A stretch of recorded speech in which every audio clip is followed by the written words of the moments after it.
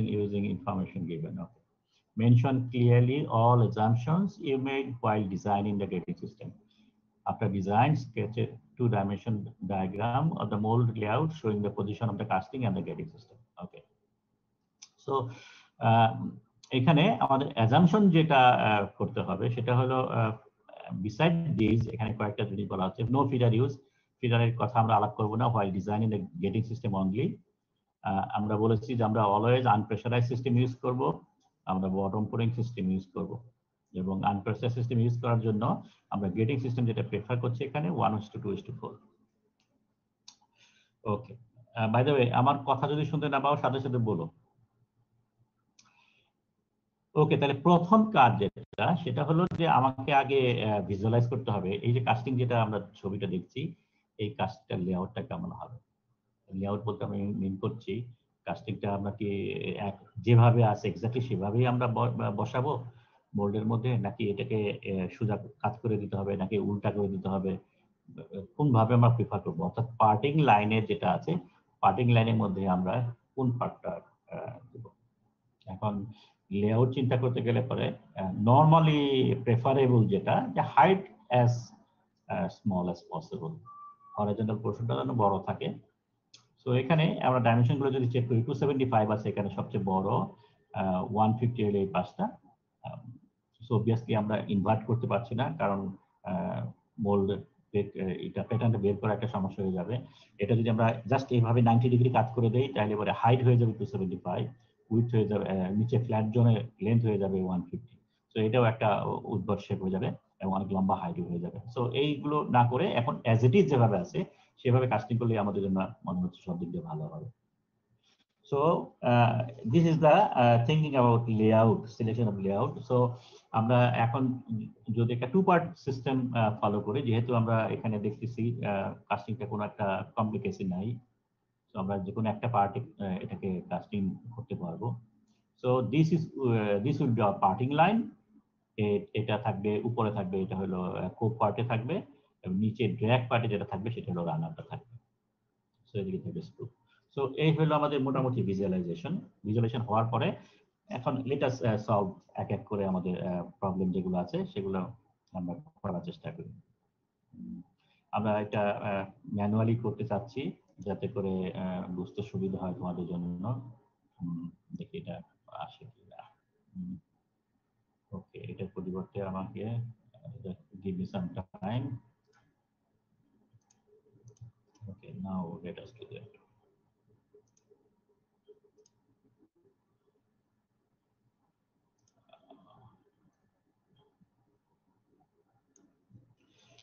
ওকে, so আমাদের প্রথম যে পার্টটা সেটা হলো ভলিউম ক্যালকুলেট করা। আমরা কিন্তু আগেরটাই দেখতে পাচ্ছি, আগের শীটটাই। আগের শীটটা দেখতে পাচ্ছ? ও সরি, মনে হয় আমাদের কি করতে হবে, সরি, স্টপ শেয়ার করতে হবে, আবার শেয়ার করতে হবে। সেটা হলো স্নাইপ। ওকে, এখন দেখতে পাচ্ছ? Yes sir. ওকে, সো আমি আবার এটা ক্লিক করি।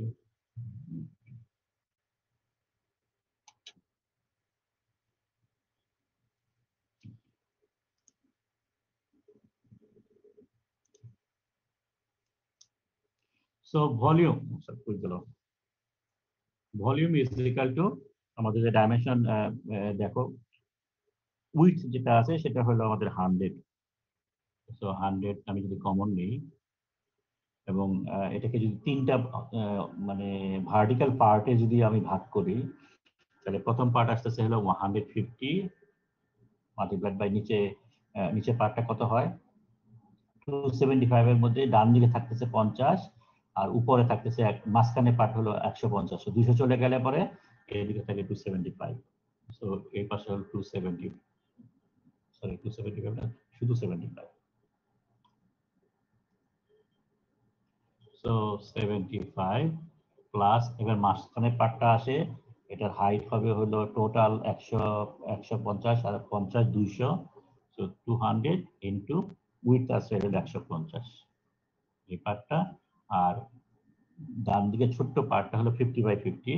সো সো 50/50, এই হলো আমাদের সবগুলো মিলিমিটারে দেওয়া আছে, so millimetre cube. So this is hour volume. এবং এটা যদি ক্যালকুলেট করি তাহলে পরে আলটিমেটলি 4375, 1 2 3 0 মিলিমিটার কিউব। আমরা যদি মিটার কিউবে নিয়ে যাই তাহলে পরে এটা আসে হলো 9টা শূন্য চলে যাবে, 4.375 বইয়ের যেটা আছে এক্স্যাক্টলি আমি আমাদের লেকচারে যেটা আছে -10⁷। So this is hour volume. তাহলে পরে আমরা ওয়েট অফ কাস্টিং যদি বের করি 4.375 10⁻⁻7 মিটার কিউব। আমাদের ডেন্সিটি ছিল 7000 kg per metre cube. So এটা করলে পরে আমাদের আসে হলো 30.65 কেজি। ঠিক আছে। সো দিস ইজ ডব্লিউসি, ওখানে ছিল ভিসি ভলিউম অফ কাস্টিং, এখন পেলাম ডব্লিউ কাস্টিং। এখন আমাদের মনে রাখতে হবে যে আমরা যখন কাস্টিং করি, কাস্টিং করার সময় এই ডব্লিউসিটা হলো মূল ক্যাভিটির ভিতরে লিকুইড মেটাল লাগবে। এখন আমাকে গেটিং সিস্টেমের জন্য লিকুইড মেটাল দিতে হবে। সো এই গেটিং সিস্টেমের মধ্যে যে লিকুইড মেটালটা লাগে, এই লিকুইড মেটালকে বলে rigging weight. Rigging, RIGING। So এই রিগিং ওয়েটটা কতটুকু লাগবে, এখন এইটা বেসড অন এক্সপেরিয়েন্স নরমালি 20% থেকে আপ টু 60% পর্যন্ত ইউজ করা যেতে পারে। সো 20% কার জন্য হবে? কাস্টিং যত বড় হবে তার তুলনায় গেটিং সিস্টেম তত ছোট হয়ে যাবে। সেই জন্য স্মল সাইজের কাস্টিং যদি হয় তাহলে পরে তোমার রিগিং ওয়েটটা অনেক বেশি হবে, অর্থাৎ wait of the getting system সেটা বেশি হবে। আর যদি লার্জার কাস্টিং হয় তাহলে পরে এটা ছোট হয়ে যাবে পার্সেন্টেজ, কারণ কাস্টিং এর মধ্যে লিকুইড মেটাল বেশি থাকবে। সো এখন আমাদের কাস্টিংটা ওজন হলো অ্যাবাউট 30 কেজি। সো 30 কেজিটাকে একটা মিডিয়াম সাইজের কাস্টিং আমরা ধরতে পারি। সো অ্যাপ্রক্সিমেটলি 30 to 40% আমরা রিগিং ওয়েট ইউজ করতে পারি। সো তাহলে এবার আমরা লিখতে পারি যে with 40% rigging weight. Again rigging weight কাকে বলছি আমরা? গেটিং সিস্টেমের জন্য যে মেটালটা লাগে সেটাকে বলছি rigging weight liquid metal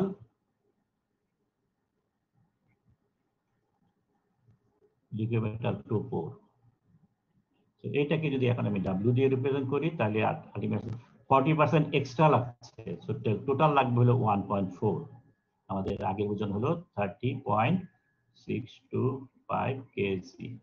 so ultimately এখান থেকে করলে পরে আসে হলো 42.875 কেজি। ঠিক আছে। So this is about W or liquid metal to pour। এখন যত ফর্মুলা আমাদের W যেগুলো পাবো আমরা এই W-টা ইউজ করব। ওকে, এখন আমাদের নেক্সট। यस স্যার, এই যে 40% আমরা নিলাম, এটা কি আরবিট্রারি নাকি হচ্ছে মিডিয়াম হলে আমরা সবসময় 40%? আমরা সেই যে বলছি যে এটা একটা এক্সপেরিয়েন্স উপর বেস করে করতে হবে। এক্সপেরিয়েন্সটা আসবে ওকে, এগেইন উইথ এক্সপেরিয়েন্স এই ভ্যালুটা কত আমরা জাংশন করব সেটা নিতে হবে। সো 20 থেকে 60% পর্যন্ত আমরা ধরি। যদি বড় কাস্টিং হয় তাহলে নিচের দিকে থাকবো, ছোট কাস্টিং যদি হয় তাহলে উপর দিকে যাব। এই হলো আমাদের মোটামুটি একটা থিওরি। তো এখানে আমি 40% ইউজ করেছি, you can use 30%, 35%। Okay, it's up to you. 30% করলে যে তোমার ভুল হবে নট নেসেসারি। ঠিক আছে। তো মোটেই এটা কোনো রকমের ভুল হবে না। তবে এখান থেকে ক্যালকুলেট দেখো, একদম নতুন তুমি তোমার ফাউন্ডারি আছে, একদম নতুন একটা কাস্টিং এর জন্য তুমি রিপোজিশন পেলা। সুতরাং তুমি ইনিশিয়ালি যেটা ধরবা ডেফিনেটলি এটা একটা অ্যাজাম্পশন করে ধরবা, এবং আলটিমেটলি পরবর্তী পর্যায়ে তুমি দেখতে পাবা যে ফাইনাল কাস্টিং কত হচ্ছে। তখন হয়তো তুমি ফাইনাল কাস্টিং দেখে এই 40% থেকে you can reduce it or increase it. ঠিক আছে। সো ট্রায়াল আফটার ট্রায়াল এটা তুমি হয়তো মোর রিজনেবল একটা ভ্যালুতে নিতে পারবে। Okay, so this is about our first part, যেটা আমরা স্যার বলো। আমরা তো ইচ্ছে করলে গেটিং ডিজাইন করার পর গেটিং এর যে ভলিউম আছে সেই ভলিউম থেকেই তো স্যার ওয়েট আমরা ক্যালকুলেট করতে পারি।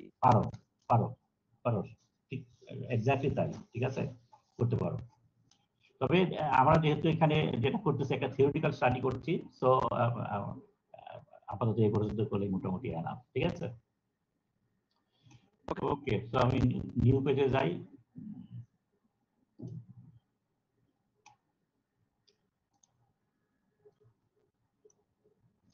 এখন আমাদের নেক্সট জব যেটা, সেটা হলো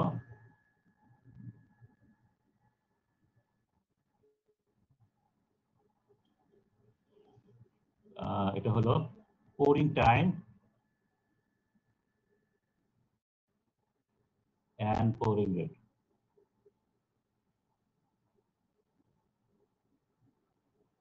তো এটা হলো আমাদের নেক্সট জব। ওকে, এখন pouring time pouring rate ক্যালকুলেশনের জন্য আমাদের ওই শীটের মধ্যে দেখতে পাবা অনেকগুলো ফর্মুলা দেওয়া আছে। ঠিক আছে, আমি আর ওইটা বের করছি না। তোমাদের সবার কাছে শীট আছে তো? ওকে, তাহলে পরে আমি ইউ ক্যান কনসাল্ট অ্যাপেন্ডিক্স 1। ওখানে দেওয়া আছে calculation of pouring time based on experimental rules, and another one appendix 2 পরে পাতে আছে। এটা হলো পেজ 4 and পেজ 5। পেজ 5 এর মধ্যে ক্যালকুলেশন অফ pouring rate এর জন্য কিছু ফর্মুলা দেওয়া আছে। এখন এই ফর্মুলা মোটামুটি এমপিরিক্যাল, বিভিন্ন লোকজন এইগুলা আলটিমেটলি ট্রায়াল এন্ড এরর করে বের করেছে। আমরা কোনো একটা ফলো করব। এখন ফলো করার পরে তারপরে আমরা আমাদের জাজমেন্ট গুলা খাটাবো। তোমাদের শীটের মধ্যে যেটা আছে আমি আগে সেটা করি। তোমাদের শীটের মধ্যে এটা যেহেতু আমাদের গ্রে আয়রন কাস্টিং, সুতরাং ডিটারমিনেশন অফ pouring রেটের মধ্যে ferrous metal and copper base অ্যালয়ের ফর্মুলা যেটা আছে 1A। সো এখানে 1A তে একটা ফর্মুলা দেওয়া আছে, সেটা যদি আমি ফলো করি, সেটা বলা আছে pouring rate is equal to, উপরে হলো W টু দি পাওয়ার একটা P আছে, এবং নিচে আছে হলো 1.34 plus small t by 13.77। Okay, W হলো liquid metal to be poured, এবং এটা কেজিতে হবে। P হলো একটা constant depending on the weight of the casting. তারপরে T হলো এখানে বলা আছে কি critical casting thickness. Critical casting thickness বলতে এখানে মিন করা হচ্ছে যেটা আলটিমেটলি সলিডিফিকেশনকে কন্ট্রোল করে। কোন জিনিসটা কন্ট্রোল করে মনে রাখতে হবে। আমরা লিকুইড মেটাল পোর করতেছি, ঠিক আছে? কাস্টিং এর মনে করো কোনো জায়গায় চিকন সেকশন আছে, কোনো জায়গায় মোটা সেকশন আছে। কোন সেকশনটা পোরিং এর জন্য ক্রিটিক্যাল?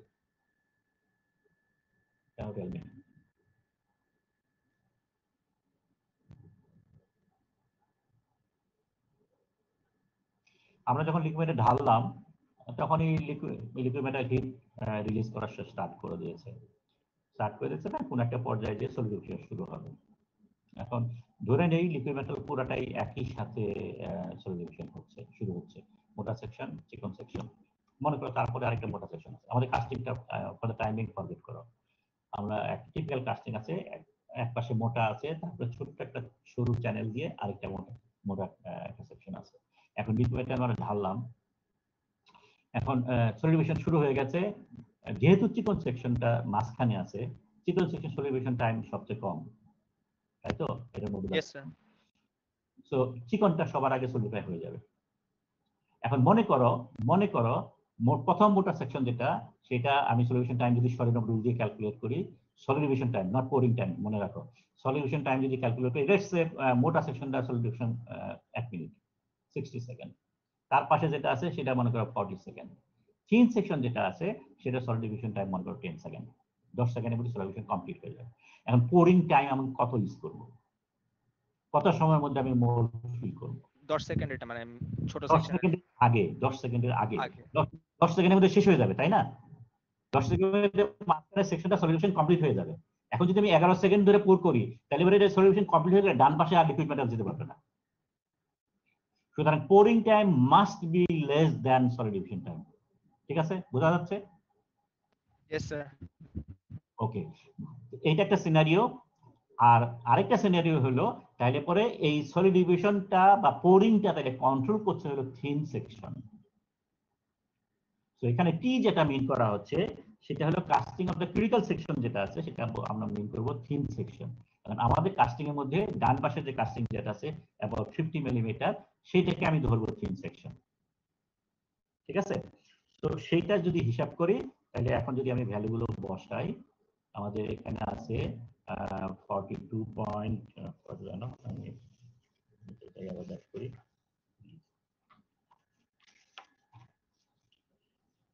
42.875 টেবিলের মধ্যে বলে দেওয়া আছে যে যদি কাস্টিং 500 এর নিচে হয়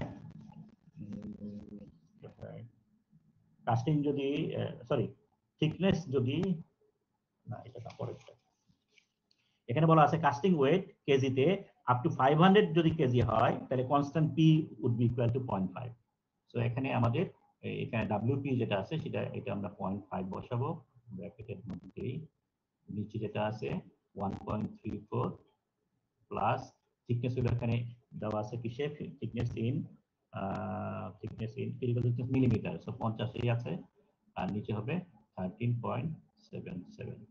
সো এটা যদি আমি হিসাব করি হিসাব করলে পরে ভ্যালুটা আসে হলো 1.32 এটা হবে কেজি পার সেকেন্ড।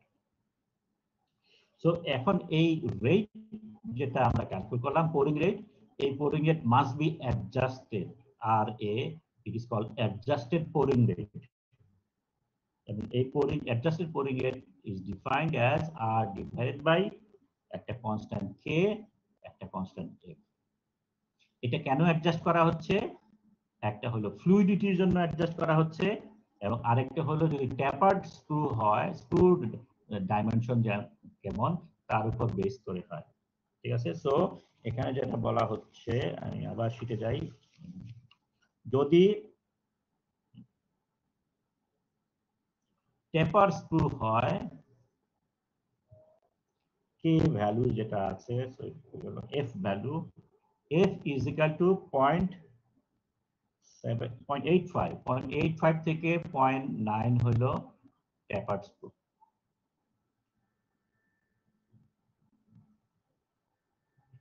আর এখানে দেওয়া আছে 0.7 থেকে শুরু করে 0.75 এটা হলো ভার্টিক্যাল স্ক্রু যেটা বা কি বলে স্ট্রেট স্ক্রু। সো আমরা বলছি আমরা সবসময় ট্যাপার স্ক্রু ইউজ করবো। সো আমাদের এফ এর লিমিটটা রেঞ্জটা এরকম জোনের মধ্যে থাকবে। Normally we use 0.9। ঠিক আছে, so F is equal two 0.9 পাওয়া গেল। What about K? K হলো fluidity factor. It depends on fluidity of the liquid metal. ওকে, এখন ফ্লুইডিটি এটা মনে হয় শীটটা দেখানো দরকার আছে, আমি আবার কি করি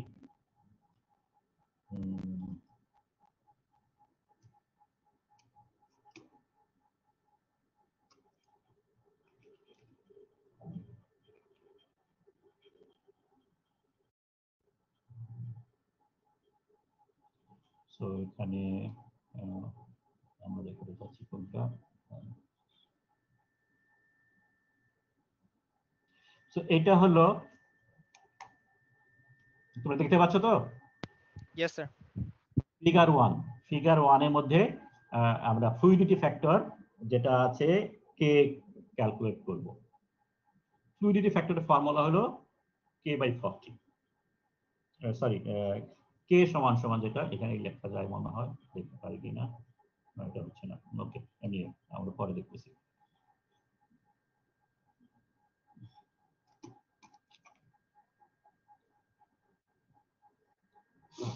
ওকে, তাহলে ফ্লুইডিটি বের করার জন্য নিয়ম হলো কম্পোজিশন ফ্যাক্টর নিচে ওয়াই অ্যাক্সিসে আছে, এখানে কার্বন সিলিকন দেওয়া আছে, ফসফরাস দেওয়া আছে। আমাদের কম্পোজিশন ফসফরাসের কথা বলা নেই, তাহলে আমরা শুধু দুইটা হিসাব করব। কার্বন হলো 3.6 দেওয়া আছে, 3.6 ইয়েস, আর সিলিকন দেওয়া আছে হলো 1.6। সো 1.6 কে 4 দিয়ে ভাগ করলে 0.4 হয়, আর 3.6 যোগ করলে পরে so carbon composition factor CF would be equal to 4। আর পোরিং টেম্পারেচার দেওয়া আছে মনে হয় 2450। সো 2400, 2500, 2450 আর ফ্লুইডিটি ফ্যাক্টর হলো 4। So this is 4। তো 4 দিয়ে আমি পাস করি 2450 যদি যাই, সো এইখানকার কোন একটা ভ্যালু, এই কানেক্টিভ পয়েন্ট, সরি এটা। এখন এইখান থেকে এখন ফ্লুইডিটি মেজার করবো হলো এইখানে যে অ্যাঙ্গুলার যে লাইনগুলো আছে সেগুলো হলো ফ্লুইডিটি। তো তাহলে আমাদের 4 এর জায়গায় 2450 যদি যাই তাহলে এইখানে আসবে। তো এই দুইটা লাইনে মাঝামাঝি যদি ধরি তাহলে এইটা আসে হলো 26 আর এটা পয়েন্টটা হলো 28। সো মাঝখানে ধরি তাহলে 27। ঠিক আছে, বোঝা গেছে? Yes sir. তাহলে ওই Yes, sir. অ্যাডজাস্টেড পোরিং এর যখন আমরা ক্যালকুলেট করব, অ্যাডজাস্টেড পোরিং এর ক্যালকুলেট করার জন্য আমাদের ফ্লুইডিটি লাগবে। সো ফ্লুইডিটি বের করতে গেলে পরে এটা হলো বাই দ্য ওয়ে, এটা কেবলমাত্র গ্রে কাস্ট আয়রনের জন্য, grey cast iron and ductile cast আয়রনের জন্য। বাকি সব অ্যালয়ের জন্য ফ্লুইডিটি ফ্যাক্টর উইল কনসিডার 1। ঠিক আছে? So K is equal to 1 for all alloys except gray cast iron and ductile iron, বা সোজা ভাষায় কাস্ট আয়রন। সেই কাস্ট আয়রনের জন্য আমাদের fluidity factor according to this graph calculate করতে হবে, এবং তার জন্য আমাদের লাগবে হলো নিচে কম্পোজিশন ফ্যাক্টর লাগবে, যেখানে কার্বন, সিলিকন এন্ড ফসফরাসের কম্পোজিশন লাগবে, and at the same time pouring temperature লাগবে ইন ফারেনহাইট, যেহেতু গ্রাফটা ফারেনহাইট এফপিএস সিস্টেমে দেওয়া আছে, এবং ফ্লুইডিটি যেটা মেজার করছি সেটা ইন ইঞ্চিতে দেওয়া পাবা তুমি এখানে দেখো, ক্যালকুলেট ফ্লুইডিটি ইন ইঞ্চ, এই লাইনগুলো এখানেও বলা আছে ফ্লুইডিটি ইন ইঞ্চ। তাহলে আমাদের এখানে কম্পোজিশন ফ্যাক্টর ক্যালকুলেট করেছি 4, পোরিং টেম্পারেচার দেওয়া আছে হলো 2450। সেই পয়েন্টটা এই দুইটা লাইনের মাঝামাঝি অ্যাপ্রক্সিমেটলি ধরলে পরে তাহলে আমরা পাই 26 এবং 28 মাঝখানে 27। সো দিস ইজ অ্যাবাউট আমাদের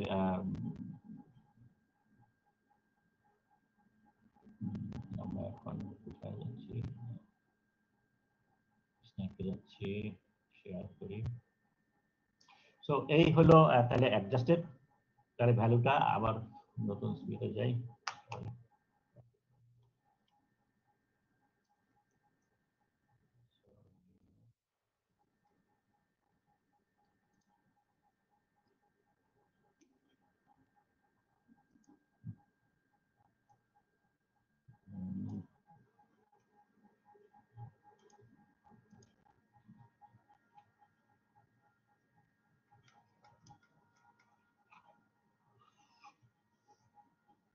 পুরা ঝামেলা।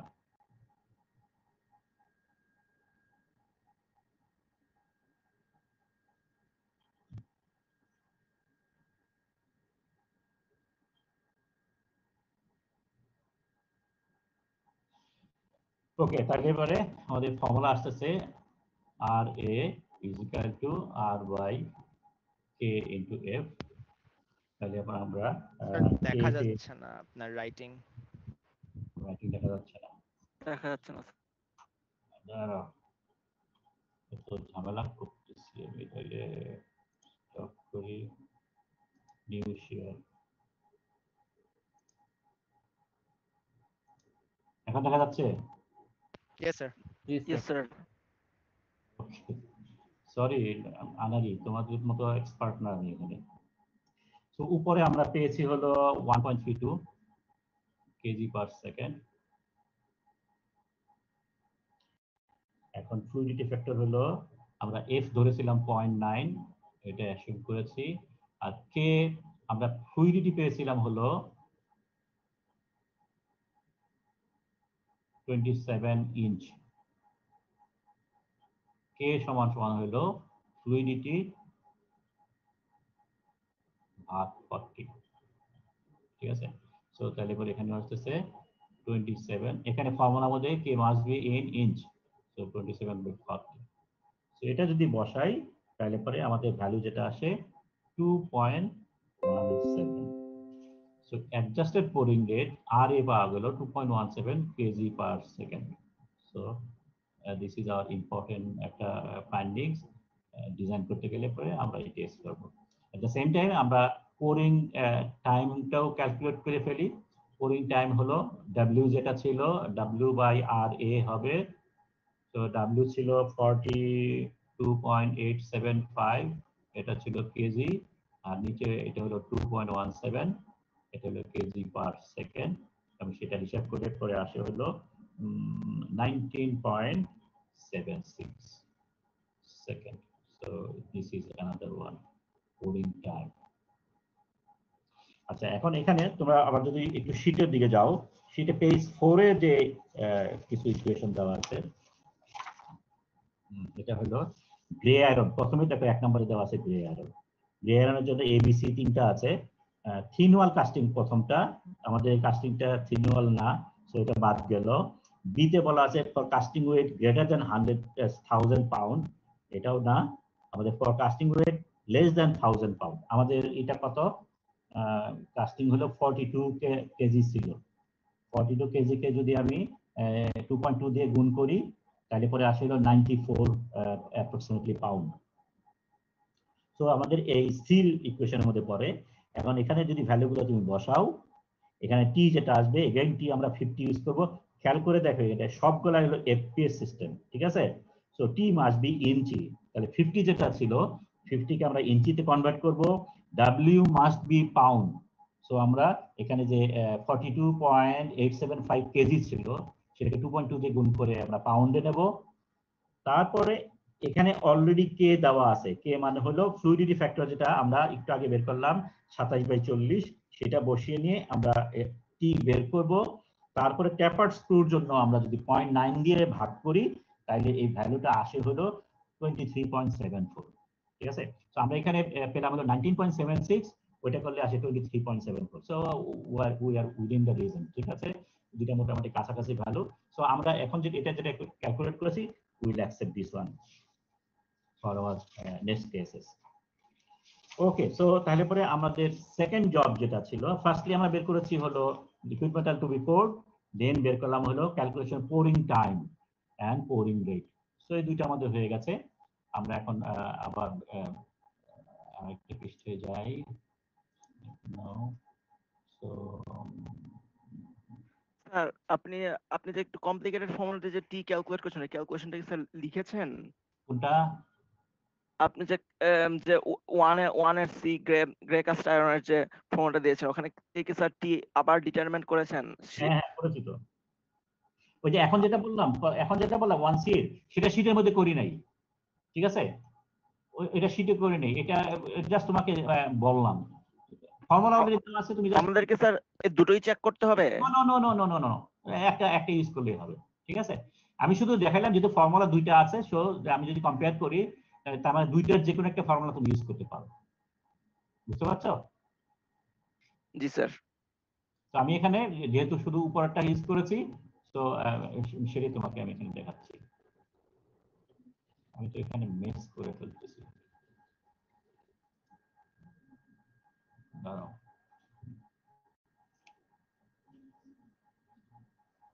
Okay, let's do this again. Screen share.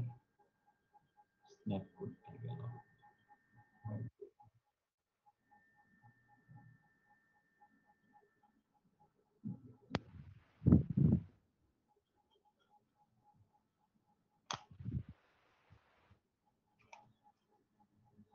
Sir কিছু দেখতে পাচ্ছি না। হ্যাঁ, আমি এখনো দেইনি, একটু wait করো, আমি দিচ্ছি।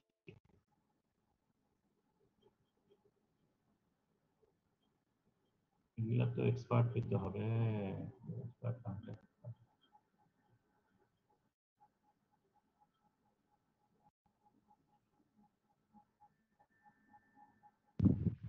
Okay, share screen। এখন দেখতে পাচ্ছ? Yes sir. ছোট করে লিখি তাহলে একটা মধ্যে। সো আমাদের নেক্সট জব হলো চোখ এরিয়া ক্যালকুলেট করা।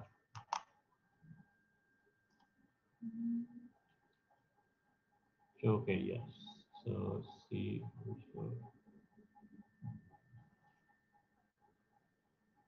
ওকে, চোখ এরিয়া হলো the smallest section of the casting, যেটা আলটিমেটলি আমাদের ভেলোসিটিকে কন্ট্রোল করবে। এবং আমরা বলেছি for unpressurised system choke area হলো স্ক্রু বেজ এরিয়া, ঠিক আছে?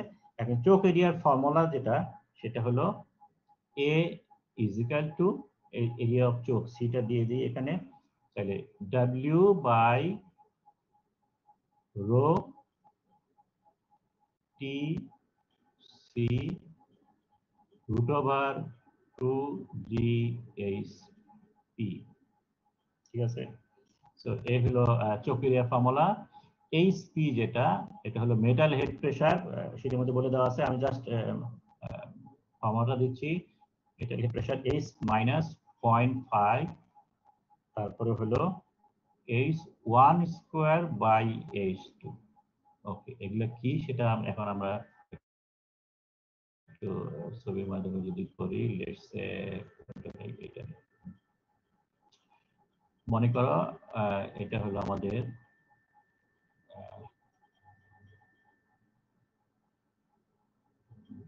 This is the parting line, উপরে কোপ নিচে ড্র্যাগ। আমাদের এটা হলো স্ক্রু, স্ক্রু স্ক্রু থেকে নিচে হলো এটা হলো রানার। এখন let's say our casting is like this. এটা কথা ভুলে যাও, আচ্ছা আগে কাস্টিংটা দিই। So this is our casting. কাস্টিংটা কোপেও আছে কিছুটুকু, ড্র্যাগেও আছে কিছুটুকু। এখন এই পার্ট যেটা, সেটা হলো আমাদের H2 height of the casting, height of casting parting length, এটা হলো H1, আর এই পুরাটা হলো H2। আর এখানে যদি আমাদের পোরিং বেসিন ইউজ করি, তাহলে এখান থেকে শুরু করে এই পুরাটা এটা হলো H। ওকে, তাহলে ডেফিনেশন গুলো কি দাঁড়াচ্ছে, সেটা হলো টোটাল কাস্টিং এর হাইট যেটা, সেটা হলো H2, আর পার্টিং লাইনের উপরে যতটুকু আছে কাস্টিং এর সেটা হলো H1, আর পার্টিং লাইনটা একদম লিকুইড মেটালের স্ক্রুর হাইট প্লাস বেসিং হাইট, এই দুইটা মিলিয়ে যেটা আছে সেটা হলো H, ক্যাপিটাল H। বুঝা গেছে? H1 H2 H2 যেটা স্মল H2 যেটা, সেটা হলো height of the casting. H1 হলো কাস্টিং এর কতটুকু স্ক্রু পার্টিং লাইনের উপরে আছে, আর H হলো total metal head, capital H হলো টোটাল মেটাল হেড। তাহলে প্রথমে আমরা আমাদের কাস্টিং এর জন্য এখন যদি দেখি, আমাদের যে কাস্টিং এ বলেছি আমরা, কাস্টিং এর মধ্যে পার্টিং লাইনের উপরে হলো পুরাটা আছে এবং স্ক্রু হলো এইভাবে দেওয়া আছে, ঠিক আছে। সো পার্টিং লাইনের উপরে যদি পুরাটা হয়, তাহলে H1 এবং H2 সেম হয়ে গেল, H1 is equal two H2, এবং এইটা ভ্যালুটা দেওয়া আছে হলো 200। ওকে, এখন H1 কতটুকু হবে? H1 হলো, তার মানে এইটুকু যদি উপরে দিই, এটা দিই, আমরা বলেছি নরমালি পোরিং বেসিন থাকে হলো 50। সো H যেটা আসতেছে সেটা হলো ইনিশিয়ালি 50 পোরিং বেসিনের জন্য, প্লাস স্ক্রু হাইট লাগবে। স্ক্রু হাইট এখন কতটুকু দিব? আমাদের কাস্টিং এর হাইট যতটুকু আছে 200, তার সাথে অতিরিক্ত কিছু 200 প্লাস সামথিং, এবং এই প্লাস সামথিংটা we can assume, let us say this is 50। So তার মানে কাস্টিং এর উপরে একটা স্পেসিং দেওয়া আছে, কিছু স্যান্ডের এখানে আছে, এবং এটা টোটাল অ্যাপ্রক্সিমেটলি 50 ধরলাম, ঠিক আছে। You can say it could be 75, it could be 100। তো মনে রাখতে হবে যতই হাইটটা বাড়াবো ভেলোসিটি কিন্তু তত বাড়তে থাকবে, H to G H চলে আসবে। সেই জন্য আমরা অ্যাপ্রক্সিমেটলি 50 ধরলাম এখানে। সো 50 এবং 200 এই দুইটা মিলে হলো স্ক্রু হাইট, আর এই 50 হলো পোরিং বেসিন হাইট। সো এটা মিলে হলো টোটাল 300 মিলিমিটার। সো ফার্স্টলি যদি আমরা HP ক্যালকুলেট করি, so HP is equal two 300 minus 0.5, H1 H2 দুইটাই সমান, সুতরাং একটা H1 আসতেছে, এবং সেই ভ্যালুটা হলো, H1টা বাদ দেই, এই ভ্যালুটা হলো 200। সো অ্যাপ্রক্সিমেটলি 200 অর্ধেক 100, 300 গেলে 200। সো HP হলো 200 মিলিমিটার। এখন এখানে যদি ক্যালকুলেট করি, আমাদের ভ্যালুগুলো বসাই, W আছে হলো 43.7 কত, সরি 42, 42.875 এটা আছে কেজিতে, ডেনসিটি হলো 7000 kg per metre cube. Time আমরা ক্যালকুলেট করেছিলাম মনে হয় 19.76 সেকেন্ড। এটা গেল। সি, সি কে বলে discharge coefficient. C is equal to discharge coefficient. Discharge coefficient হলো সেই কোএফিশিয়েন্ট যেটা ফ্রিকশন এবং বেন্ড এই সমস্ত কারণে টোটাল এনার্জি লস হয়। আমাদের এই বার্নৌলিস থিওরির মধ্যে আমরা ডিসচার্জ কোএফিশিয়েন্ট ক্যালকুলেট করেছিলাম। Normally discharge coefficient value can be taken as 0.9। So আমরা এখানে ডিসচার্জ কোএফিশিয়েন্টের জন্য 0.9 বসাচ্ছি। তারপরে রুট ওভারের টার্ম যেটা আছে, রুট ওভারের টার্ম শীটে তো দেওয়া আছে 8। এইটাও আছে। 8, okay fine, ঠিক আছে। Let us use this 8 as well. Okay. So 8 গেল। So 8 2 and এটা হলো 9.8 হলো মিটার পার সেকেন্ড স্কয়ার, এটা ব্র্যাকেটে থাকলো। আর এইচপি হলো 200 মিলিমিটার। সো 200 মিলিমিটার যেহেতু এটা মিটারে নিতে হবে, সবকিছু মিটার আছে, সো এটা হলো 0.2 মিটার। সো এই হলো টোটাল আমরা ভ্যালুগুলো বসালাম। ভ্যালুগুলো বসাইলে পরে আমাদের এ সমান এসি যেটা আসে সেটা হলো 1.96 10⁻⁻4 মিটার স্কয়ার, এবং এটা সমান সমান যদি মিলিমিটারে ধরি 196 মিলিমিটার স্কয়ার।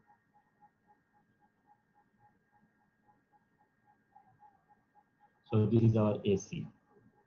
এসি মানে এরিয়া অফ চোক।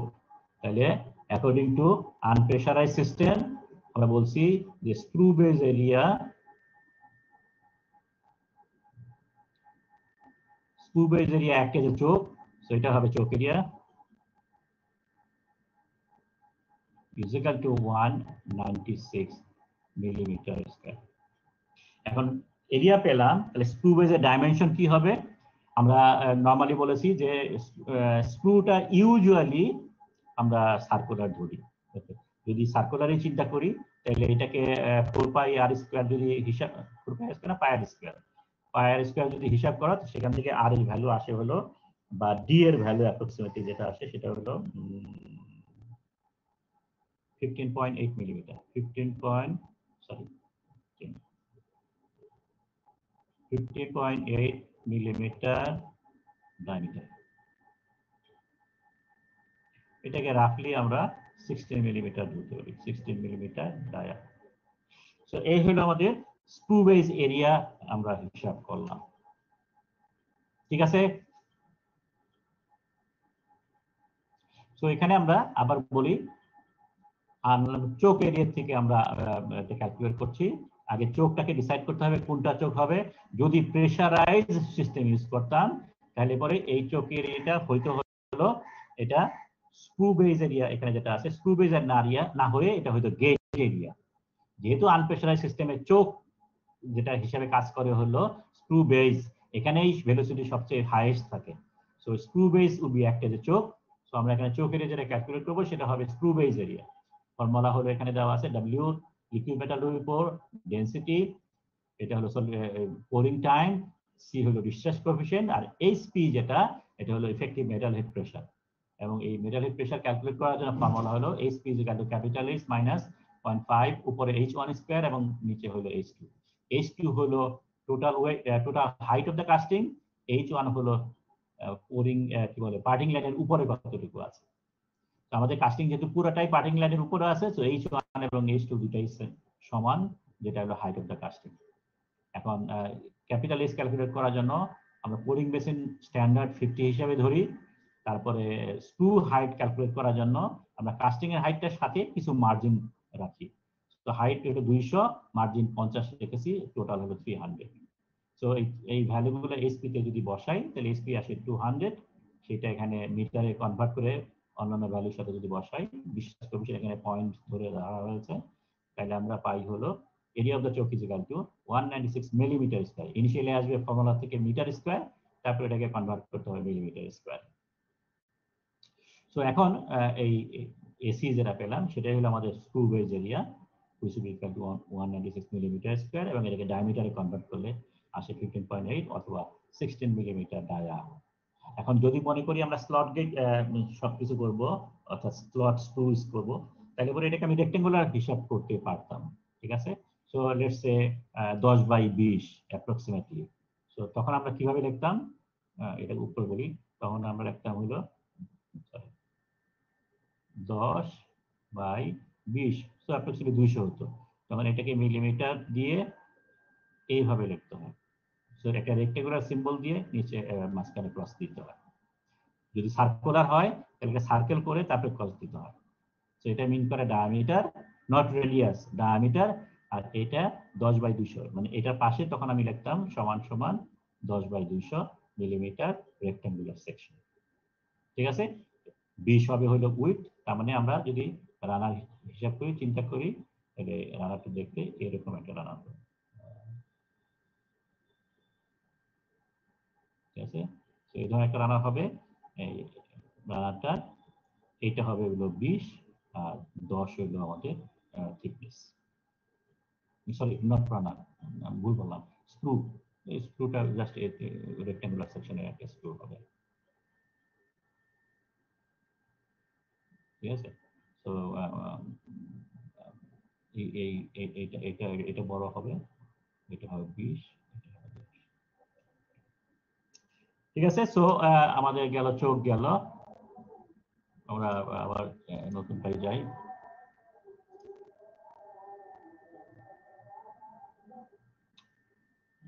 ডিস্টার্ব করছে। স্যার আপনি নতুন স্নিপ না নিয়ে যেটাতে আছেন ওটা ক্লিয়ার করে ওখানে করতে পারেন।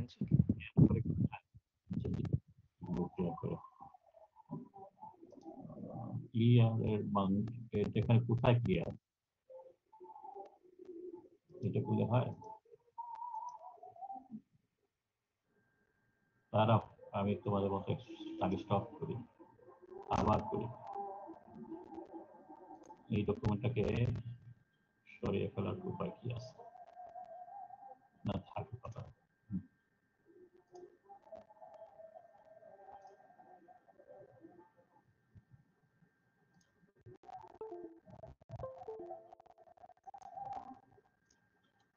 ওকে, এখন শেয়ার করি প্রশ্ন।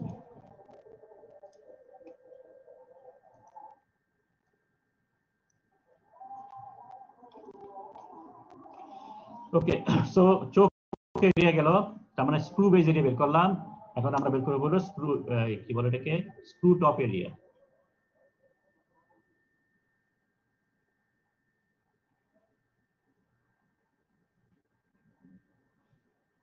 স্ক্রু টপ এরিয়ার জন্য আমাদের এই একটা হলো যদি স্ক্রু হয়, এটা যদি A2 হয়, এটা হলো A1, উপরে হলো পোলিং বেস একটা আছে। সো আমাদের ফর্মুলা যেটা আছে, Q is equal to A1 V1 is equal to A2 V2, এবং V হলো twice G H root over। তো এখান থেকে আমরা ফর্মুলার মাধ্যমে যেটা বের করতে পারি সেটা হলো A1 should be equal to,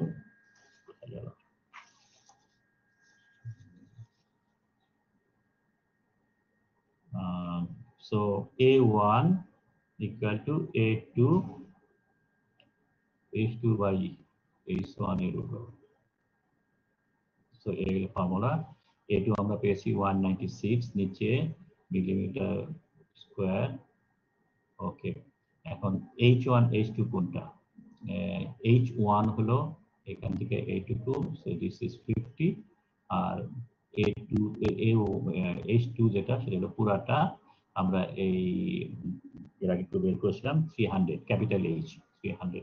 সেটা হলো নিচে আসতেছে 300, আর উপরে হলো, সরি, নিচে হলো 50, উপরে হলো 300, এটা উপর।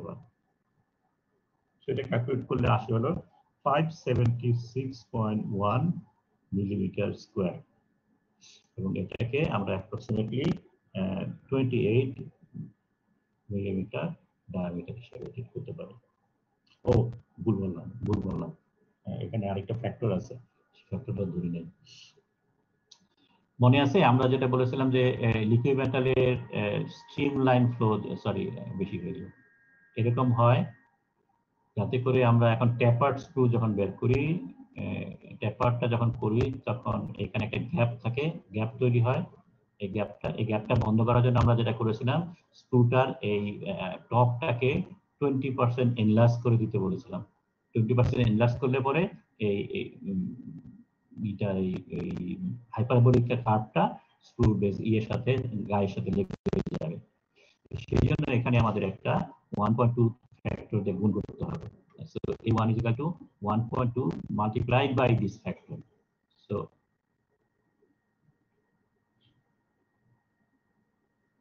এটা করলে পরে আলটিমেট, সরি এটা অলরেডি এখান থেকে এসেছে। So 576 হলো 1.2 দিয়ে গুণ করা পরে 1.2 করতে আসলো, সেটা হলো 20% এনলার্জ করে দিয়েছি ক্যালকুলেটেড ভ্যালু। সো এই ফর্মুলা থেকে যেটা আসছে সেটা থেকে 20% এনলার্জ করে আমরা স্ক্রু টপটাকে ক্যালকুলেট করেছি।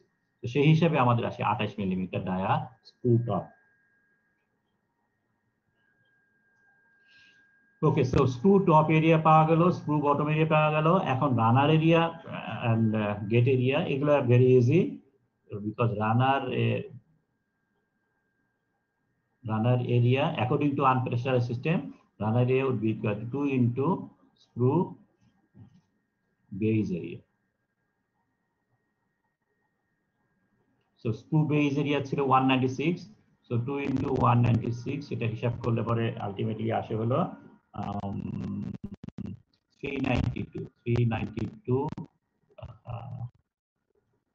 392 মিলিমিটার স্কয়ার। এবং রানার অলওয়েজ রেক্টাঙ্গুলার হয়, সো এটাকে আমরা অ্যাপ্রক্সিমেটলি 15/28 মিলিমিটার রেক্টাঙ্গল ধরতে পারি। সেটা হলো রানার এরিয়া, আরেকটা হলো গেট এরিয়া। স্যার এখানে এখানে যে রানারের রেক্টাঙ্গুলার এরিয়া ক্যালকুলেট করা হয়েছিল, এটা যদি লেংথ একটু বাড়িয়ে বা উইডথ একটু কমে কি ডিজাইন করা যাবে? অবশ্যই ডিজাইন করা যাবে, মনে আছে? এটা সব পরে বলতে চেয়েছিলাম, এখনই বলি। আমাদের বলেছিলাম যে রানার যত স্লিক করতে পারি, স্লিক মানে কি যত থিকনেস কমাতে পারি, এবং কোন দিকে যাব আমরা আমরা বলছিলাম সেসাইল ড্রপ যেটা হয় তার কাছাকাছি করতে পারলে সবচেয়ে ভালো হয়। সো অ্যালুমিনিয়ামের বা লাইট মেটালের জন্য আমরা বলেছিলাম এটা অ্যাপ্রক্সিমেটলি 12-13 মিলিমিটার হয়, আর যদি ফেরাস কাস্টিং হয় তাহলে এটা ভ্যালুটা অ্যাপ্রক্সিমেটলি 8 হয়। সো তুমি 8 যদি এক্স্যাক্টলি নাও করতে চাও, কারণ 8 করতে গেলে পরে তোমার এই ভ্যালুটা অনেক বড় হয়ে যাচ্ছে, তাই তো? 28-এর অর্ধেক মানে প্রায় 50 মতো চলে যাচ্ছে। তো এত বড় না করে আমরা এটাকে যদি 10ও করি তাহলে 10/40 মোটামুটি একটা স্লট সিস্টেম গেটিং রানার হতে পারে। ইট কুড বি অ্যাকসেপ্টেবল, কোনো অসুবিধা নেই, ঠিক আছে? তো আমরা এখানে যে ডিজাইনটা বুঝতে পারছো ব্যাপারটা, যে you can manoeuvre, you can change it, তবে হাইট যেটা আছে সেটা যত নিচে নিতে পারো তত বেটার। এটা হলো আমরা বলছি যে টার্বুলেন্স ক্যান বি মিনিমাইজ, অথবা লিকুইড স্ট্রিমলাইন যেটা সেটাকে কন্ট্রোল করতে পারবো। কিন্তু স্যার সার্কুলার সাথে রেক্টাঙ্গুলার রানারের যে ম্যাচ করা হবে, এটা কি স্যার একটা স্ক্রু বেসিন ডিজাইন করা হবে নাকি ব্যান্ড ডিজাইন করা হবে, সেটা বুঝবো কি করে? তোমাকে তো এখানে বেন্ড করতেই হবে, বেন্ড করতেই হবে, এবং আমরা বলছি সেই জন্য আইডিয়াল হয় যদি তুমি মানে স্ক্রুটাকেও যদি তুমি রেক্টাঙ্গুলার করো, তাহলে পরে একদম ইজিলি এটা মেনটেন করা যায়। কিন্তু স্যার সার্কুলারের সাথে সাথে রেক্টাঙ্গুলার যে কিভাবে ম্যাচ করব, এটাও কি স্যার আমাকে ক্যালকুলেট করে দিতে হবে এই স্টেজে? না না না না, ওইটা করা দরকার নেই, ওইটা করা দরকার নেই, ঠিক আছে? তুমি শুধু ডাইমেনশন করে দিলেই। ওকে, তাহলে গেট এরিয়া যদি বলি, তাহলে gate area is equal to twice of runner area, এবং এটা ক্যালকুলেট করলে পরে 2 দিয়ে যদি গুণ করি তাহলে পরে এই ভ্যালুটা আসে হলো 784 মিলিমিটার স্কয়ার। এবং কাস্টিং যেহেতু আমাদের আমরা বলেছি অ্যাপ্রক্সিমেটলি 275 মিলিমিটার, অনেক বড়, ঠিক আছে? So we can use 2 gates. তাহলে using 2 gate, individual gate area,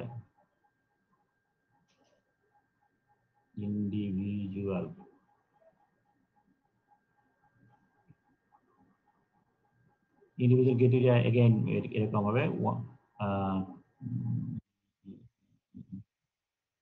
392 millimetre square, এবং এটাকে আমরা অ্যাপ্রক্সিমেটলি সেম ডাইমেনশনে দিতে পারি 25/28 মিলিমিটার।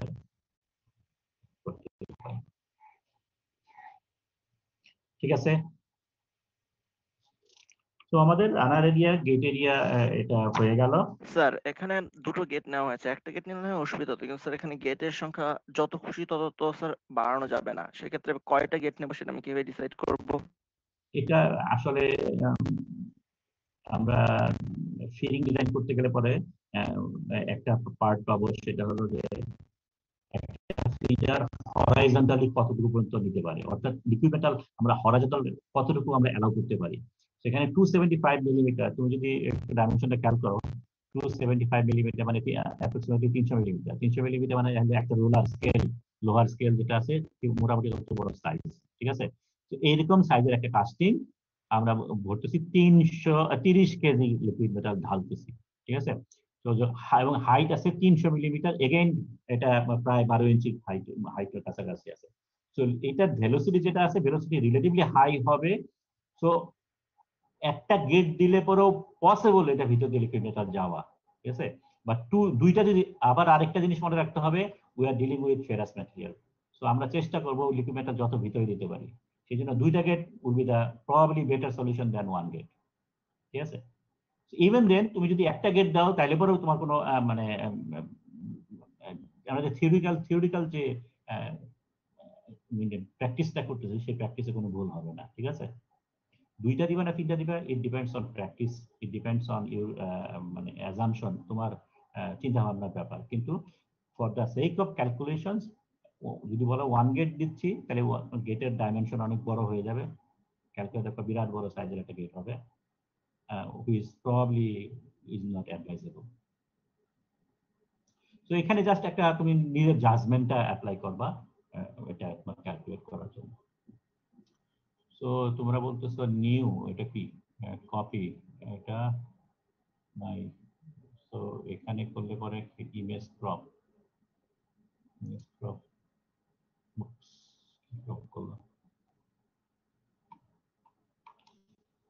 আচ্ছা আমি ওই ঝামেলা যাচ্ছি না, আবার নতুন করে করতে হবে, নতুন করে করছি,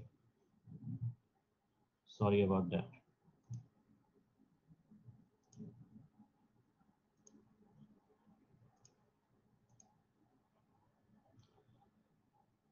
আরে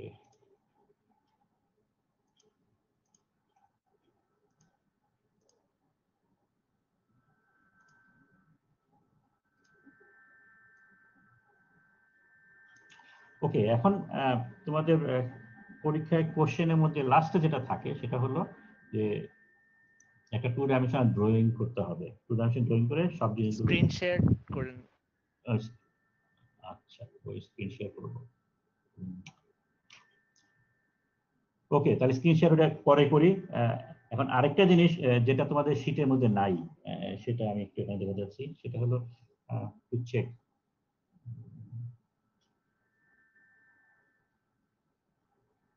আমরা যে ক্যালকুলেশনটা করলাম সেই ক্যালকুলেশনটা ঠিক আছে কিনা এটা যদি আমরা চেক করি, সেটা হলো আমরা চোখ এরিয়া যেটাকে ক্যালকুলেট করেছি এসি, চোখ এরিয়া ফর্মুলা যেটা দাঁড়াবে সেটা হলো volume flow rate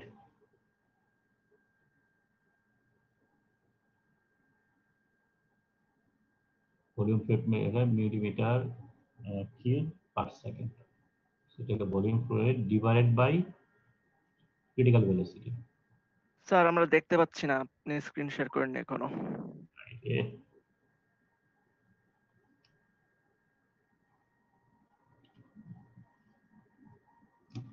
screen share,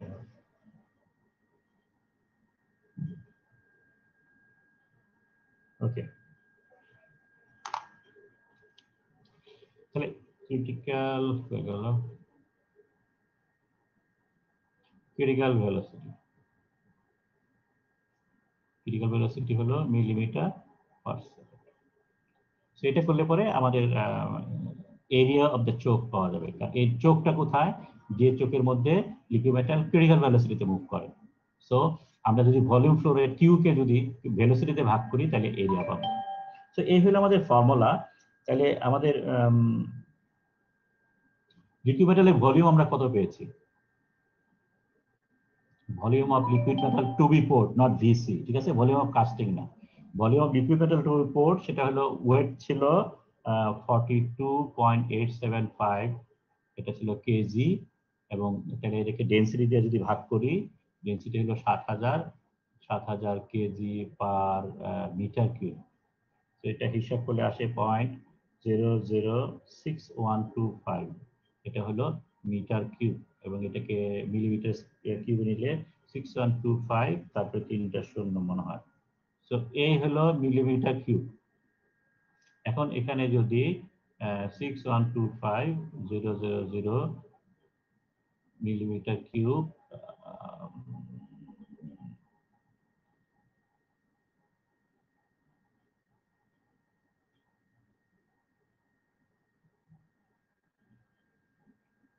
রেটটা কিভাবে বের করবো? এটাকে ভাগ করতে হবে পোরিং টাইম দিয়ে। পোরিং টাইম ছিল 19.76 সেকেন্ড।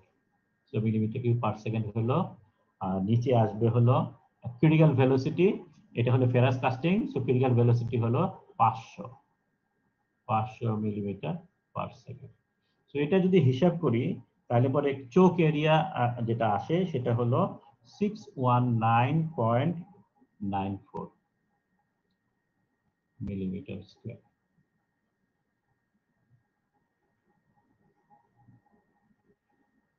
ঠিক আছে, কিন্তু খেয়াল করো আমরা আমাদের আগে চোখ এরিয়া ক্যালকুলেট করেছি 196 মনে হয় মিলিমিটার স্কয়ার।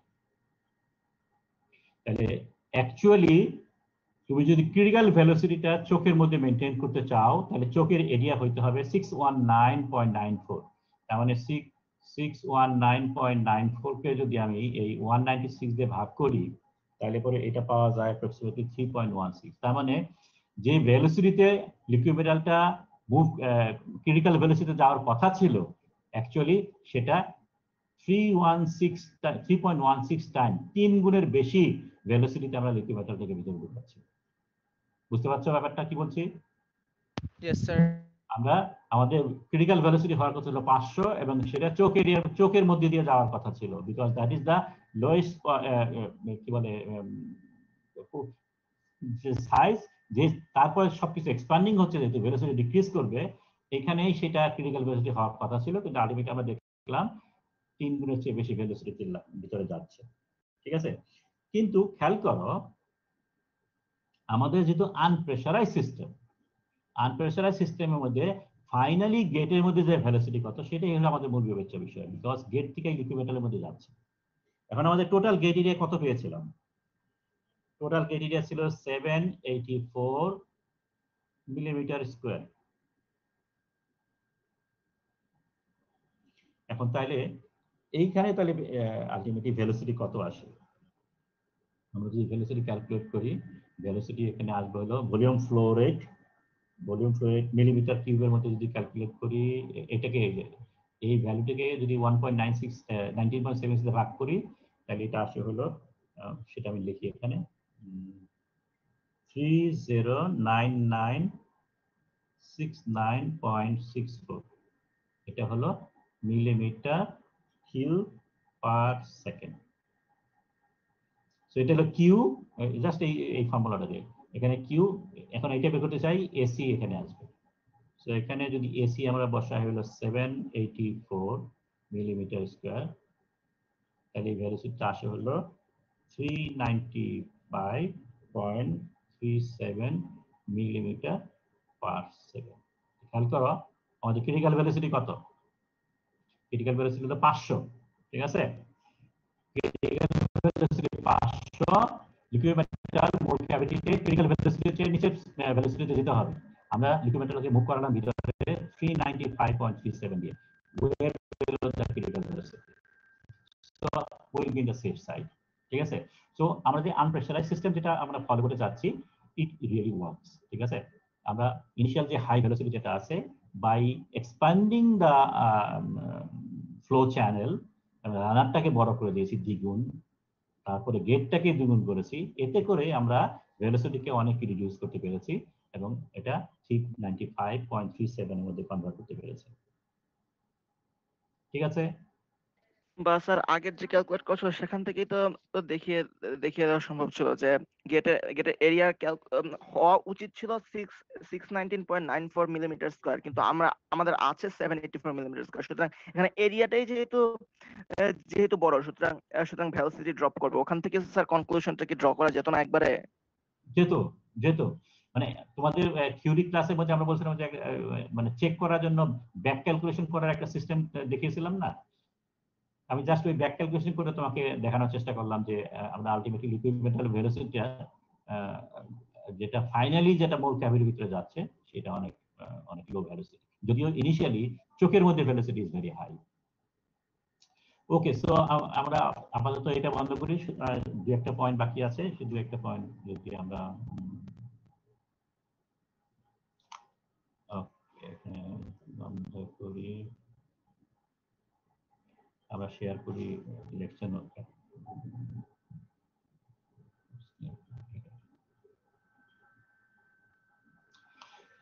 ওকে, সো এখানে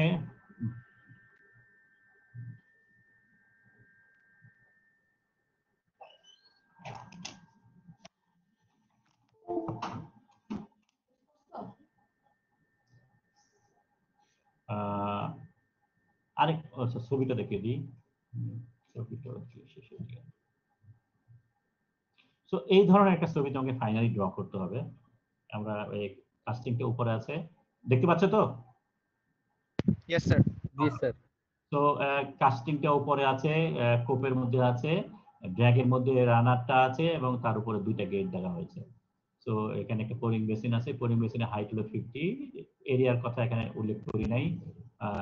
স্ক্রু টপের এরিয়া হলো 28 মিলিমিটার ডায়ামিটার। স্ক্রু হাইট ছিল 250, এটা ছিল 200, এটা 50, এটা 50, তো টোটাল 300 ছিল। স্ক্রুটা হলো 250, স্ক্রু বেজ এরিয়া ছিল 16 এবং এটা রেক্ট্যাঙ্গুলার ধরা হয়েছিল 26/15 এবং গেট যেটা সেটাও সেম ডাইমেনশনে 26/15। সো তোমরা যদি ডিফারেন্ট ডাইমেনশনের পাও তাহলে পরে তোমাকে এই ডাইমেনশনগুলো এখানে উল্লেখ করতে হবে। So this is the usually 2D sketch যেটা আলটিমেটলি চাওয়া হয় শেষে দেওয়ার জন্য। ফাইনালি আরেকটা পয়েন্ট উল্লেখ করার ব্যাপার, সেটা হলো স্যার স্যার এক্ষেত্রে রানারের কোথায় গেটগুলো সেট করা হবে সে তো স্যার আঁকা হয়নি। এটা এটা মানে তুমি এই রানারটা গেটটা এখানে দিবা নাকি এখানে দিবা না এখানে দিবা সেটা এখানে উল্লেখ করছি না, এটা উল্লেখ করি নাই। এটা জাস্ট তোমার কমন সেন্সের ব্যাপার। এটা ক্রস সেকশন যেহেতু ছোট চিকন, এখানে রানার দেওয়ার কোনো লজিক নাই, সরি গেট দেওয়ার কোনো লজিক নাই, কারণ মোটা বড় সেকশনে গেট দেওয়াটাই বেটার। সো মোটামুটি একটা স্পেস মেনটেন করে ইকুয়াল সাইজ যদি করতে পারো তাহলে পরে গেটগুলো দেওয়া, এটা আমাদের ডিজাইন পারপাসের জন্য মোটেই ইস্যু না। এটা জাস্ট একটা কমন এক্সপেরিয়েন্স প্র্যাকটিসের ব্যাপার, আর কিছু না। সো এটা কোথায় দিলা সেটা নিয়ে আমি বদল করবো না। ওকে, লাস্টে আরেকটা পয়েন্ট আছে। এই যে এখানে এতগুলো ক্যালকুলেট করলাম, মানে এখান থেকে শুরু করে পোরিং টাইম ক্যালকুলেট করা, চোক এরিয়া ক্যালকুলেট করা, all this calculation done based on some formulas, কিছু ফর্মুলা দিয়ে করা। ফর্মুলা ছাড়াও একটা মেথড আছে, সেই মেথডটা আমি এখন তোমাকে দেখাচ্ছি। সেই মেথডটা বলতে গেলে তোমাকে এই ধরনের একটা নমোগ্রাম, এটাকে বলে নমোগ্রাম, এই ধরনের একটা নমোগ্রাম লাগবে এবং এই নমোগ্রাম ইউজ করতে গেলে পরে তোমার লাগে হলো পোরিং রেট। তোমার পোরিং রেট ক্যালকুলেট করতে হবে। সো আমরা ফর্মুলা দিয়ে এখানে পোরিং রেট ক্যালকুলেট করেছি, calculation of pouring rate. So adjusted pouring rate যেটা আছে 2.17, সেই অ্যাডজাস্টেড পোরিং রেটটাকে তোমাকে চেঞ্জ করে দিতে হবে initial pouring rate. Adjusted pouring rate যেটা আছে বা এখানে যে পোরিং রেট ক্যালকুলেট করেছি, all this pouring rates are average pouring rate. Total ওয়েটকে টোটাল পোরিং টাইম দিয়ে ভাগ করেছি। So all this are average. So R যেটা বের করেছি এটা হলো এভারেজ পোরিং রেট, আর এ যেটা বের করলাম সেটা হলো এভারেজ অ্যাডজাস্টেড পোরিং রেট। এখন তোমাকে বের করতে হবে ইনিশিয়াল পোরিং রেট। নরমালি ধরা হয় যে পোরিং তোমার ইনিশিয়ালি লিকুইড মেটাল অনেক বেশি আছে, সো যখন ঢালতে থাকবা ইনিশিয়ালি অনেক ফাস্টার রেটের লিকুইড মেটাল পড়বে, তারপরে লিকুইড মেটালের কোয়ান্টিটি কমতে থাকলে পরে পোরিং রেটটা আস্তে আস্তে স্লো হয়ে যায়। তো এই জন্য ধরে নেওয়া হয় ইনিশিয়াল পোরিং রেটটা will be approximately 50% higher than average pouring rate.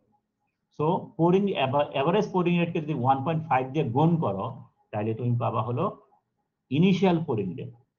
So you need initial pouring rate. Adjusted না আনঅ্যাডজাস্টেড কোনটা ইউজ করবো স্যার?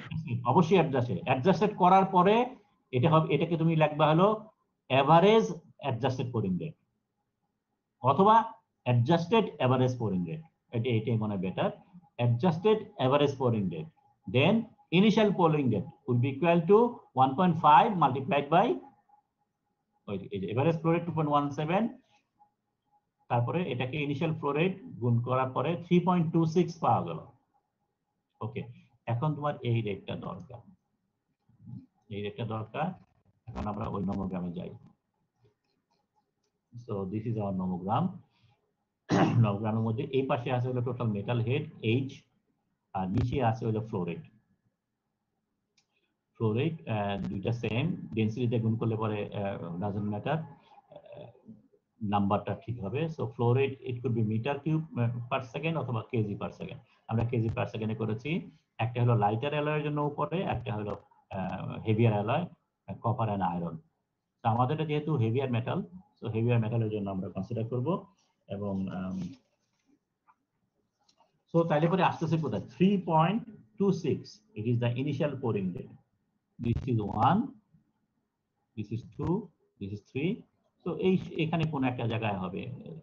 সো যদি এটা ধরি 3.26 বা 3.3 যদি ধরি, এটাকে যদি ব্যাক করি, লেটস সে দিস ওয়ান, এই ভার্টিক্যাল লাইনটা হলো 3.26 ই করে সিগনিফাইজ করে। সো 3.26 যদি হয়, এখন আমাকে দেখতে হবে যে স্ক্রু টপ এরিয়া এবং স্ক্রু বেজ এরিয়া ক্যালকুলেট করব। স্ক্রু টপ এরিয়ার উপরে লিকুইড মেটাল কতটুকু আছে, লিকুইড মেটালের হাইট কতটুকু। স্ক্রু টপের উপরে আছে হলো পোরিং বেসিনটা, A1 যেটা বলেছিলাম, A1 এর উপরে আছে হলো লিকুইড মেটাল আছে হলো পোরিং বেসিনে, এবং পোরিং বেসিনের হাইট হলো 50 মিলিমিটার স্ট্যান্ডার্ড। সো 50 মিলিমিটারকে যদি মিটারে কনভার্ট করি, সেটা হয় 0.05। সো আমাদের এখানে 3.26 হলো এই ভার্টিক্যাল লাইন, এবং এটা হলো 0.05। তাহলে পরে এটা যদি মিলিয়ে নিয়ে আসি, তাহলে পরে এইখানে আসি। এখান থেকে এখন এই অ্যাঙ্গুলার ভ্যালুটা নিতে হবে। অ্যাঙ্গুলার ভ্যালু হলো এটা হলো 100, এটা 200, এটা 300, এটা 400, আমরা নিব তারপরের লাইনটা এটা 500। ঠিক আছে? সো এখানে এটা 500, আমি এখানে এক্স্যাক্টলি রেখেছি 510 মিলিমিটার, আমাদের শীটের মধ্যে আছে 510 মিলিমিটার। সো এখানে 3.26 করতে গেলে পরে এটার লাইনে একটু বেশি যদি ধরি, তাহলে এখানে 510 ধরা হয়েছে। ওকে, সো এটা হলো স্ক্রু টপ এরিয়ার মিলিমিটার স্কয়ার। এরপরে আসবে screw bottom area. Screw bottom area হলো, তার মানে হলো এই টোটাল হাইট আমাদের ক্যালকুলেট করতে হবে।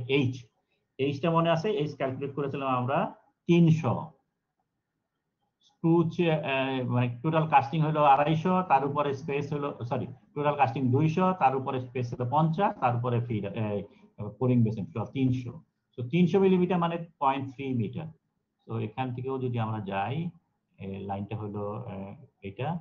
তো এখান থেকে 3 যদি যাই, তো এইটা, তো এখানে এটা হলো 200 চেয়ে একটু বড় যদি হয় 220-30 টাইপের কিছু একটা হবে, এখানে 210 ধরা হয়েছে। ওকে, ফাইন।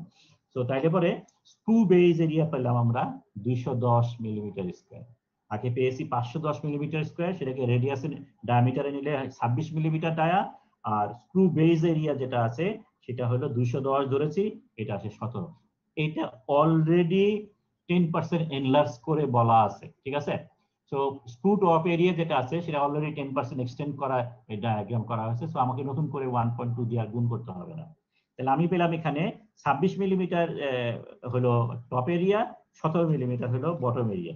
আমরা এর আগে যেটা পেয়েছি থিওরিটিক্যাল ক্যালকুলেট স্যার এখানে একটা কোশ্চেন ছিল, বলো।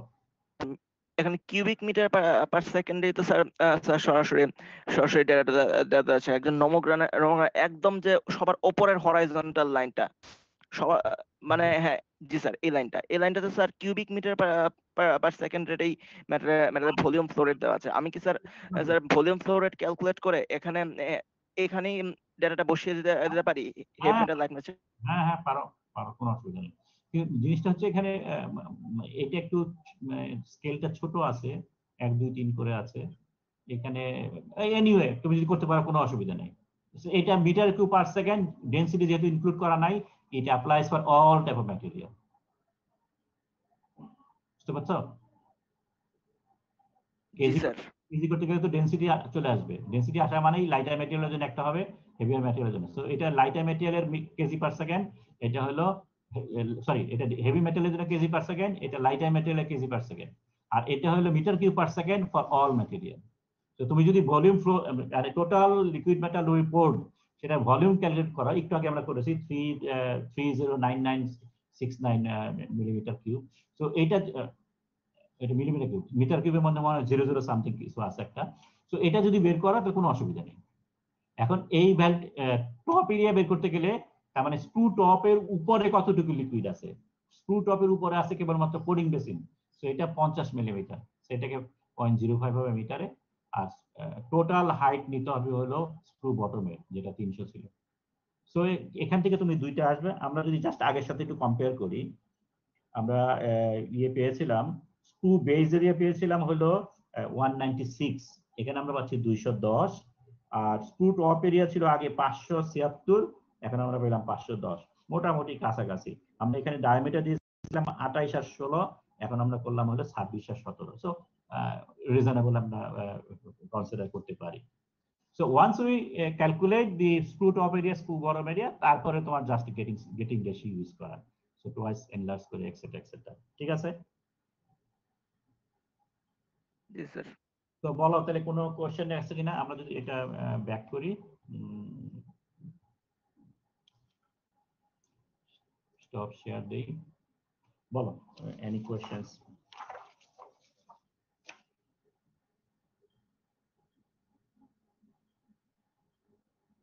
তাহলে এখানে তোমার অঙ্ক করার জন্য কি ধরনের ইনফরমেশন দরকার? অঙ্ক করার জন্য ফার্স্টে তোমার একটা কাস্টিং এর জিওমেট্রি থাকবে, জিওমেট্রি থেকে তুমি ভলিউম বের করবা, কাস্টিং এর ওয়েট বের করবা, রিডিং ওয়েট তুমি অ্যাপ্রক্সিমেটলি একটা গেস করবা, গেস করে টোটাল লিকুইড মেটাল কতটুকু পোর করবা সেটা বের করবা। তো এটা বের করার পরে তোমার কাজ হলো পোরিং রেট ক্যালকুলেট করা এবং পোরিং টাইম ক্যালকুলেট করা। এর জন্য কিছু ফর্মুলা দেওয়া আছে, অ্যাপ্রোপ্রিয়েট ফর্মুলাটা সিলেক্ট করবা। এবং এখানে আরেকটা গেস ওয়ার্ক ইউজ করা যেতে পারে। জাস্ট ইমাজিন 30 কেজি লিকুইড তুমি ঢালতেছো, ঠিক আছে? 30 কেজি লিকুইড স্টিলের বেলা যদি হয় তাহলে ভলিউম কতটুকু হবে, তোমার ল্যাডেলটা কত বড় হবে? 30 কেজির জন্য এত বড় ল্যাডেল হবে নাকি এতটুকু ল্যাডেল হবে? জাস্ট ইমাজিন করা, যদি এত বড় ল্যাডেল একটা হয়, এরকম সাইজের যে ল্যাডেল হয়, এখান থেকে তুমি যদি এই কাট করে ঢালতেছো, এই জাস্ট ইমাজিন করো আস্তে আস্তে তুমি ঢালতেছো এবং টাইম কাউন্ট করছো 1 second 2 second 3 second 4 second. So ultimately তোমার এই পুরাটা এমটি করতে কত সেকেন্ড লাগতেছে? তুমি যদি এটা প্র্যাকটিস করো আলটিমেটলি তুমি এক্সপার্ট হয়ে যাবে। তাইলে পরে তুমি এই যে তোমার 19 সেকেন্ড যেটা হলো, তুমি তখন বুঝতে পারবা যে 19 সেকেন্ডটা কি আমাদের জন্য বেশি হয়ে গেছে না খারাপ হয়ে গেছে। ফেরাসের জন্য আমরা চেক করে দেখলাম, ফেরাসের জন্য মোটামুটি কাছাকাছি আসে। সো ফেরাসের জন্য দুইটা ফর্মুলা আছে, একটা হলো পোরিং টাইমের জন্য একটা ফর্মুলা আছে, অ্যাপেন্ডিক্স 1 এর সব পোরিং টাইম দিয়ে করা আছে, আর অ্যাপেন্ডিক্স 2 তে আছে পোরিং রেটের জন্য। পোরিং রেটের নন ফেরাসের যে ফর্মুলা আছে, সেই নন ফেরাসের ফর্মুলার সাথে পোরিং টাইমের নন ফেরাসের ফর্মুলা যেগুলো আছে সেগুলো আমাদের ওয়াইড ভ্যারি করে। আমি হিসাব করে দেখেছি, ভ্যালু একদম ওয়াইড রেঞ্জে ভ্যারি করে। এবং তখন একটা তোমাকে ডিসিশন নিতে হবে। তুমি জাস্ট রাফলি একটা হিসাব করলা, হিসাব করে তুমি এখন নিজের জাজমেন্ট ইউজ করো। ওকে, তুমি একটা 10 কেজি অ্যালুমিনিয়াম কাস্টিং করছো, 10 কেজি অ্যালুমিনিয়ামের ভলিউম কতটুকু আছে, এবং সেটা যদি আমি এমটি করতে চাই ল্যাডেলের মধ্যে, তাহলে কয় সেকেন্ড লাগে? কারণ যেহেতু দুইটার মধ্যে ওয়াইড ভ্যারিয়েশন আছে, তো তুমি you will able to select between this two. এটা এমন না যে এক মেথডে করলে পরে এটা 10 আসছে, আরেক মেথডে 12 আসছে। একটু আগে আমরা যেটা ফেরাসে যেটা দেখলাম, এখানে যেটা আসে 10 একটা আসে, একটা 20 একটা আসে। সো অলমোস্ট ডাবল এই ধরনের ভেরিয়েশন হয়। সো তুমি তখন জাজ করতে পারবা, বুঝতে পারবা যে 10 নেব না 20 নেব। সো এই সেন্সে কোন ফর্মুলাটা more appropriate in your case, you can tell. Sir এখানে এরগোনমিক্স এর ব্যাপারটা চলে আসছে, মানে আমাদের শরীরের ভঙ্গিমা এবং নিজের প্র্যাকটিসের ব্যাপারটা চলে আসছে। কিন্তু স্যার আমরা যদি পোরিং বেসিন বেসিন ইউজ করা হয় এবং পোরিং বেসিনে যদি sir stopper rod type arrangement দেওয়া হয়, তবে আমি তো ইচ্ছে করছি স্যার ধীরে সুস্থেও ঢালতে পারি এবং তারপর স্টপার রডটা তুলে দিতে স্যার ক্যালকুলেট করতে পারবে। পারো, অসুবিধা নেই, পারো। তারপরেও তারপরেও তুমি তোমার একটা যে ল্যাডেল যেটা আছে, ল্যাডেলের ভলিউম কত, সরি ল্যাডেল না, পোরিং বেসিনের ভলিউম কতটা আছে আমরা ক্যালকুলেশনের জন্য একটা ফর্মুলা দেখিয়েছিলাম, বই দেখিয়েছিলাম। তুমি তুমি বলতে পারবা যে তুমি আমি স্টপার দিয়ে যখন আমি বের করবো তুলবো, তখন আলটিমেটলি কত সময় লাগবে, এটা ভিতরে ঢুকাতে কত সময় লাগবে সেটা তুমি বুঝতে পারবা। এ নিয়ে যদি এটা বুঝতে না পারো, ডাজেন্ট ম্যাটার, ঠিক আছে। আমি দেখবো তুমি মেথডটা পেরেছো কিনা, ঠিক আছে। আমি যখন চেক করব তোমার সিস্টেমেটিক প্রসিডিউর ফলো করেছো কিনা। তুমি যদি কোডিং রেট দিয়ে তুমি অঙ্ক করো এবং ওইটা দিয়ে যদি সবকিছু ঠিক মতো হয়, ফাইন, আমার কোনো অবজেকশন নেই। তুমি যদি কোডিং টাইম কেয়ার দিয়ে ফর্মুলা অ্যাপ্লাই করো, ওইটা দিয়ে যদি ক্যালকুলেট করো, সবকিছু ঠিক থাকে, ফাইন, কোনো অসুবিধা নেই, ঠিক আছে। সো মেথড তুমি যেটা ইউজ করো ঠিক মতো ইউজ করলে পরে কিছু যায় আসে না। ওকে, সো এইটা গেল পোরিং টাইম ক্যালকুলেট করার পরে। এখন তুমি ফর্মুলা, তুমি চোখ এরিয়া ক্যালকুলেট, মার্কস, তোমাদের পরীক্ষা কেমন হবে আই ডোন্ট নো। মার্কসের উপর একটা বিরাট একটা ইস্যু। যদি আমি চাই নমগ্রাম দিয়ে তুমি অঙ্কটা করবা, তাহলে এটার মধ্যে মার্কস কম থাকবে, এটার মধ্যে সময়ও আমি কম দেব। যদি আমি কোনো নমগ্রাম না দেই, তার মানে ডেফিনেটলি ফর্মুলা দিয়ে করতে হবে, তখন সময় বেশি লাগবে, আমি এতে মার্কসও বেশি দেবো। তো দুইটা মেথডই তোমাকে প্রিপেয়ার্ড হতে হবে, দুইটাই তোমার এই করতে হবে, তারপরে সিস্টেমেটিক প্রসিডিউর ফলো করে অঙ্কগুলো করা, ঠিক আছে। Yes sir. ওকে, যদি সবকিছু স্যার থাকে তাহলে পরে আমাদের প্রথম ক্লাস টেস্ট যেটা অন গেটিং সিস্টেম হবে, তার মানে আমি তোমাকে একটা কাস্টিং দিয়ে দেবো, তোমাকে এই গেটিং সিস্টেম ডিজাইন করতে হবে, ঠিক আছে। যে এই হলো ব্যাপার, it will be an open book exam, সুতরাং তোমার সবকিছু এখানে তুমি নিয়ে বসবা। আমি তোমাকে ডেটটা বলে দিই, ডেটটা হবে হলো আগামী সপ্তাহে, এটা সেপ্টেম্বর তো, আগামী সপ্তাহে 23 তারিখ, না ভুল বললাম, 30 তারিখ, ঠিক আছে। এই সপ্তাহে তো 23 তারিখ, তাই না? আমার খাতাটা খুলি। তোমরা কি আমার কথা শুনতে পাচ্ছ? শুনতে Yes. পাচ্ছি স্যার। তাহলে পরে নোট করো, তোমাদের প্রথম পরীক্ষা যেটা হবে সেটা হলো 30শে সেপ্টেম্বর, বুধবার।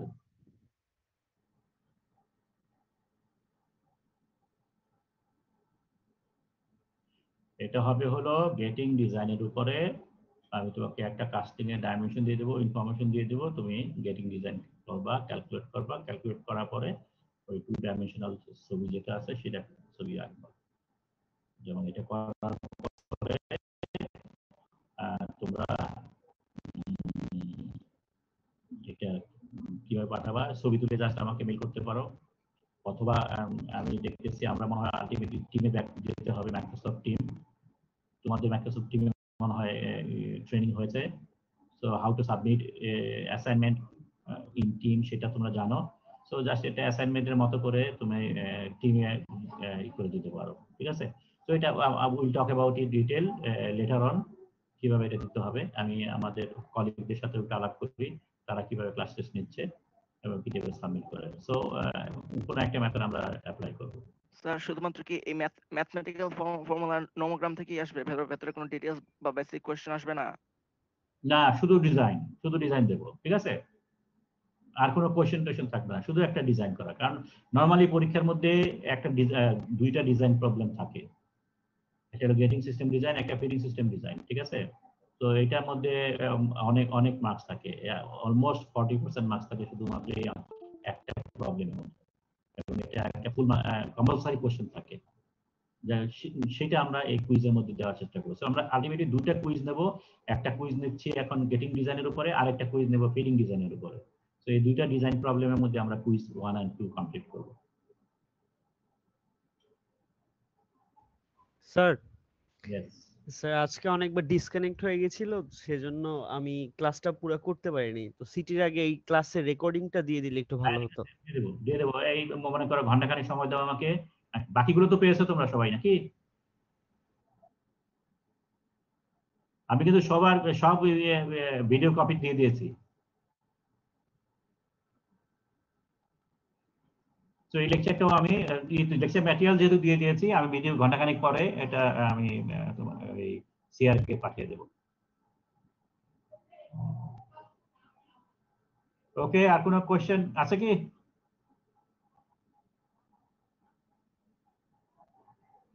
তাহলে না থাকলে আমরা শেষ করি। ওকে, খোদা হাফেজ।